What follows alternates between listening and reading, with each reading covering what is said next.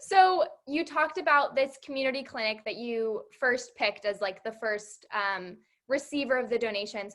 So where is it kind of branched off from there? What organizations, foundations have you supported? And Yes. what are the ones that are really close to your heart as well?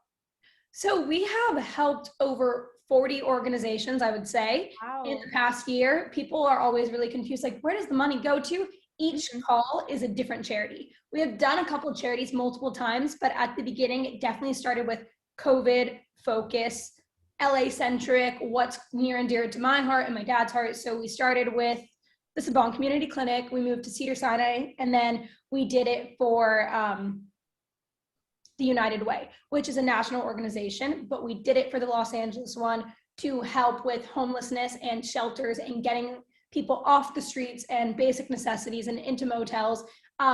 It was called Project Room Key. That was a big turning point for my dad and I because it opened doors to a lot of other organizations. And then we started doing the LA Food Bank and No Kid Hungry. And then we actually did one live from the Hollywood Bowl. It was the first time that the Hollywood Bowl was shut down in 99 years. And my dad and I were the only performers because I don't really know how to classify what we are. Entertainers, Personalities. personalities that were able to be there. And we did it for YOLA, which is the Youth Orchestra of Los Angeles, which is connected to the Hollywood Bowl.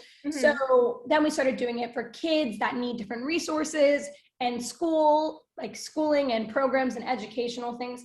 And we also did the United Way. This is why I mentioned it earlier. We branched out to do it in, I think, 6 other cities for just underprivileged communities and everything from food to hospitals, frontline workers. And then we actually did a big emphasis on social justice, which is something that I wanted to do the whole entire time.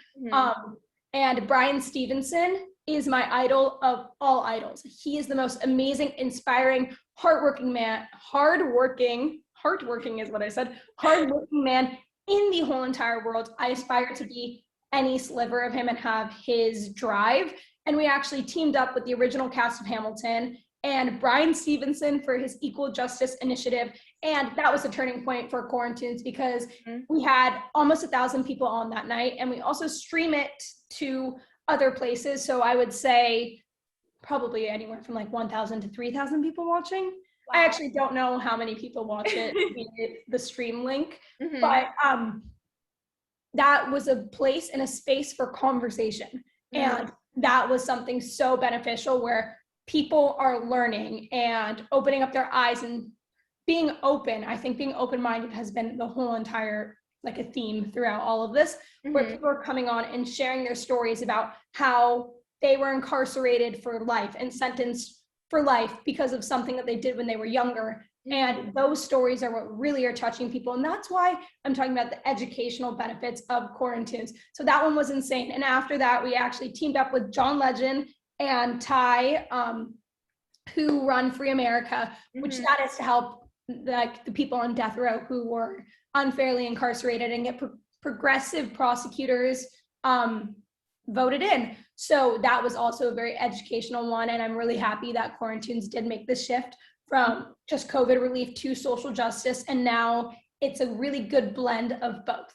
I mean, we really have helped the Broadway community as well. We've done Broadway Cares. We're doing it for the 3rd time in 2 weeks.